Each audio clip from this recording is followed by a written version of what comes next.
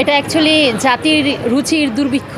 আপনি দেখেন, আমি জানি যতটুকু, লায়লা উনি এডুকেটেড একজন মহিলা, আর প্রিন্স মামুন এতটা এডুকেটেড না। বাট আমার কাছে মনে হয় যে একটা মানুষের রুচির দুর্ভিক্ষ হলে এরকম একটা ঘটনা তার লিপ্ত হয়। বাট লায়লা অনেক এডুকেটেড, তার দুইজন সাবেক হাজব্যান্ড ছিলেন আর্মি কর্নেল, ওনার বাবা একজন আর্মি কর্নেল ছিলেন।